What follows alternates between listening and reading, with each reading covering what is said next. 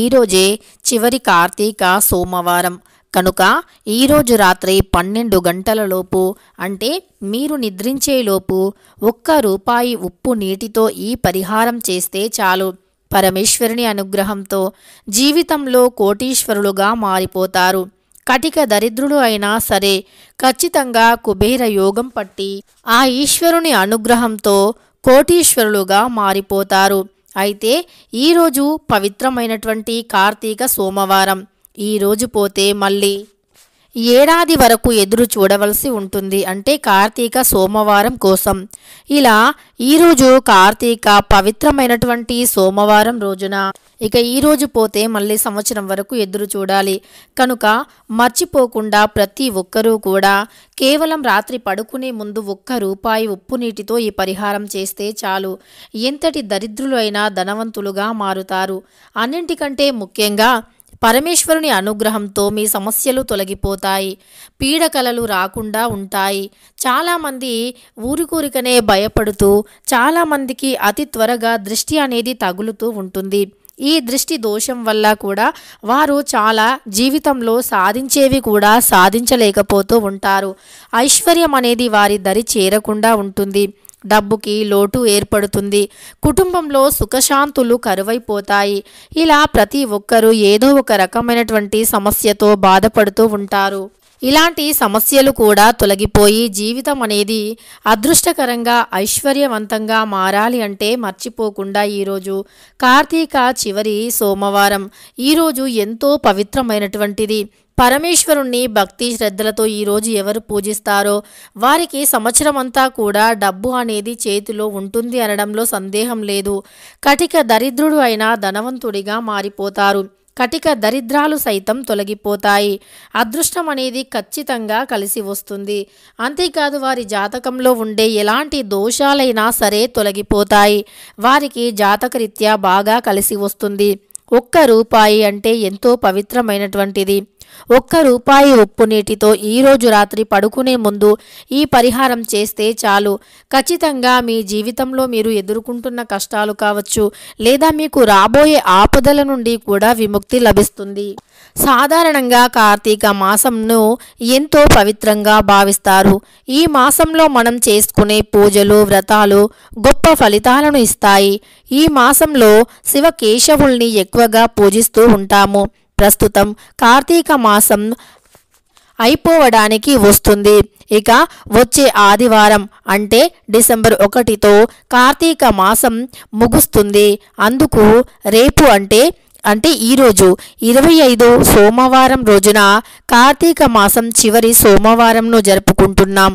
ఈరోజు మనం చేసే పూజ అనేది అలానే ఎలాంటి పూజ అయినా ఎలాంటి పరిహారమైనా ఏ కార్యక్రమాలు అయినా గొప్ప ఫలితాన్ని ఇస్తాయి. అంటే దాన ధర్మం చేయటం కావచ్చు, ఉసిరికాయ దీపం కావచ్చు, పిండి దీపం కావచ్చు, కార్తీక పౌర్ణమి రోజున కుదరలేక చేయలేనటువంటి పరిహారాలు పూజలు ఈ రోజున చేసుకోవచ్చు.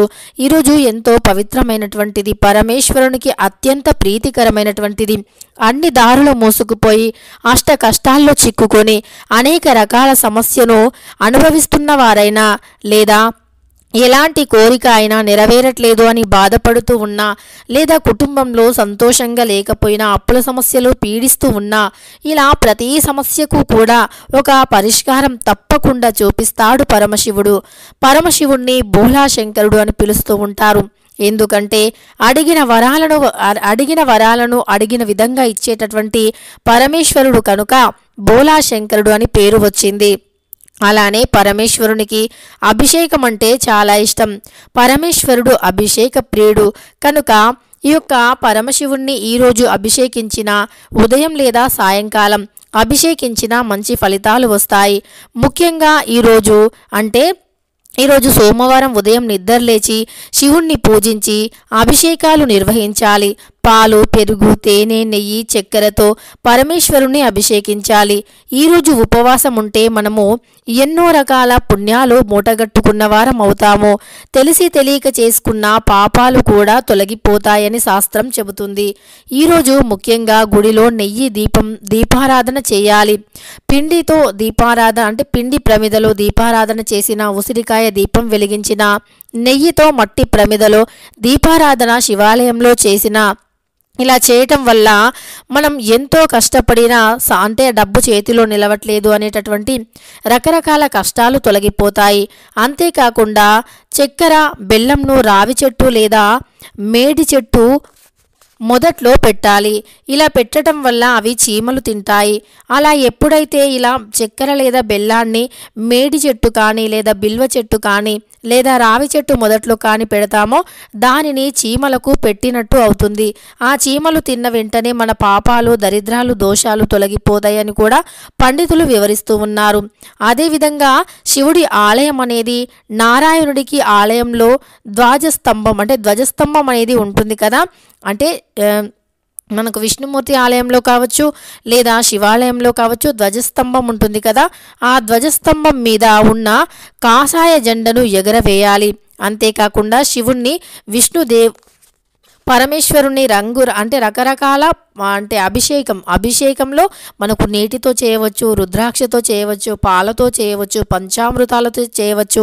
ఇలా పరమేశ్వరుడు అభిషేక ప్రియుడు కాబట్టి పరమేశ్వరుణ్ణి అభిషేకించి పూజించాలి. విష్ణుమూర్తికి అలంకారం అంటే చాలా ఇష్టం కనుక విష్ణుమూర్తిని అలంకార ప్రియుడు అంటారు.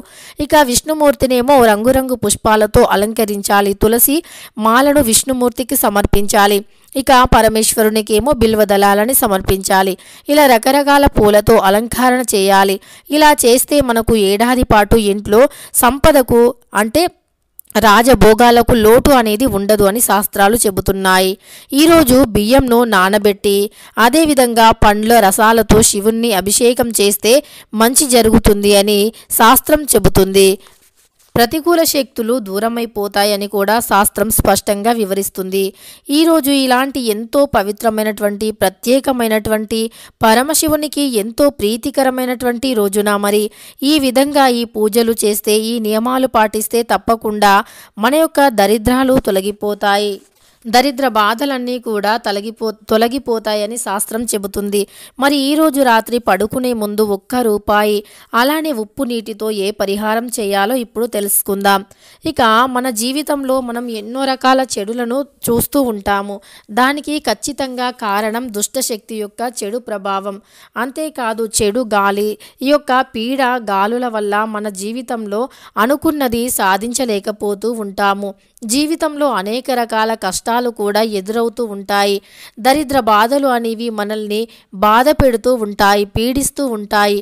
అలాంటి దరిద్ర బాధలు అనేవి తొలగిపోయి జీవితంలో కష్టాల నుండి విముక్తిని పొంది అదృష్టాన్ని పొందాలి అంటే అలానే మనపై ఉండే నెగిటివ్ ఎనర్జీ, దృష్టి దోషం ఇవే మన యొక్క జీవితంలో ఎదగకపోవటానికి అసలు కారణాలు.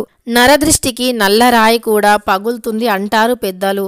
అలాంటి నరదృష్టి అనేది మనపై ఉన్నప్పుడు మన జీవితంలో చాలా రకాల కష్టాలు వస్తూ ఉంటాయి.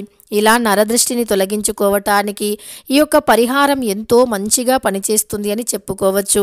అయితే ఈ యొక్క పరిహారం వల్ల ఖచ్చితంగా 1 గంటలోనే మనకు మంచి రిజల్ట్ ఉంటుంది. రాత్రికి రాత్రే మనపై ఉండేటటువంటి చెడు పూర్తిగా తొలగిపోతుంది. ఖచ్చితంగా రాత్రికి రాత్రే మన చుట్టూ ఉండేటటువంటి దరిద్రం అనేది తొలగిపోతుంది. మనపై ఉండేటటువంటి నెగిటివ్ ఎనర్జీ కూడా తొలగిపోతుంది. తద్వారా మనకు జీవితంలో సుఖం, సంపద, శాంతి అనేది లభిస్తాయి. ఇక ఇలాంటి ఎన్ని రకాల కష్టాలు ఉన్నా ఖచ్చితంగా ఈ పరిహారం చేస్తే అవన్నీ కూడా తొలగిపోతాయి. ఈ పరిహారం ఖచ్చితంగా రాత్రి పడుకునే ముందు చేయాలి. ఇలా పడుకునే ముందు చేయటం వల్ల మన జీవితం మారిపోతుంది. అయితే ముందుగా రాత్రి పడుకునే ముందు ₹1 కాయిన్ని తీసుకోవాలి. అలా రూపాయి కాయిన్ని తీసుకున్న తర్వాత ఒక గాజు గ్లాసును తీసుకోవాలి. ఆ యొక్క గాజు గ్లాసులో ఉప్పుని వేయాలి. దొడ్డుప్పును వేసి తరువాత అందులో నీటిని పోయాలి. అలా దొడ్డుప్పును వేసి నీటిని పోసిన తర్వాత మనం మీ ఆడవారు అయితే ఎడమ చేయిలో ₹1 కాయిన్ని పట్టుకోవాలి. మగవారు అయితే కుడి చేయిలో మీరు తీసుకున్న ₹1 కాయిన్ని పట్టుకోవాలి. తర్వాత మీరు మీ మనస్సులో మీకు ఉండేటటువంటి సమస్య ఏదైతే ఉందో ఆ సమస్యను చెప్పుకోండి. మీ మనస్సులో సమస్యను చెప్పుకున్న తర్వాత ఆ ₹1 కాయిన్ని తీసుకొని మీరు మీ తల చుట్టూరా తిప్పుకోండి. మీ తల చుట్టూరా కూడా ఆ ₹1 కాయిన్ని తిప్పుకొని తరువాత ఆ యొక్క ₹1 కాయిన్ని మళ్ళీ మీరు ఏదైతే గాజు గ్లాసును తీసుకున్నారో ఆ గాజు గ్లాసులో ఉప్పుని వేసి నీటిని వేసి అందులో ఈ యొక్క రూపాయి కాయిన్ని వేయాలి. ముందుగా మీరు మనస్సులో మీ కోరికను చెప్పుకోవాలి. మీ మనస్సులో ఏదైతే కోరిక ఉంటుందో ఆ కోరికను చెప్పుకోండి. అలా మీ కోరికను చెప్పుకొని ఆ రూపాయి కాయిన్ని ఆ నీటిలో వేసేయండి. అలా వేసేసిన తర్వాత నిద్రించండి. ఇలా చేస్తే ఆ ఉప్పు అనేది మన చుట్టూ ఉండే నరదృష్టిని తొలగిస్తుంది. నరదృష్టి అనేది చాలా భయంకరమైనటువంటిది. నరదృష్టికి నల్ల రాయి కూడా పగులుతుంది అంటారు పెద్దలు. అలాంటి భయంకరమైనటువంటి నరదృష్టి కూడా తొలగిపోతుంది. నరదృష్టి దృష్టి దోషాలు కూడా తొలగిపోయి జీవితం అనేది సుఖ సంతోషాలతో ఆనందంగా ఉంటుంది. నరదృష్టి అనేది ఖచ్చితంగా తొలగిపోయి మనకు కావలసినంత ధనం వస్తుంది. మనకు దరిద్రం ఏదైతే ఉందో, డబ్బుని రాకుండా ఆపే దుష్టశక్తులు ఏవైతే ఉన్నాయో అవన్నీ కూడా ఖచ్చితంగా తొలగిపోతాయి. ఇలా అన్ని రకాల సమస్యలు దరిద్రాలు పూర్తిగా తొలగిపోయి ఇక మన జీవితం అనేది నచ్చిన విధంగా మారుతుంది. మనకు నచ్చిన విధంగా మారుతుంది. అప్పుల సమస్య అనేది పూర్తిగా తొలగిపోతుంది. అంతేకాదు ఏ దుష్టశక్తి కూడా ఇక మనకు ధనాన్ని రావడం ఆపలేదు. ఇక ఈ పరిహారం చేసే ముందు ఖచ్చితంగా పరమేశ్వరుణ్ణి మనస్ఫూర్తిగా తలుచుకోండి. ఓం నమ శివాయ అని 11 సార్లు పూర్తిగా మనస్ఫూర్తిగా జపించండి.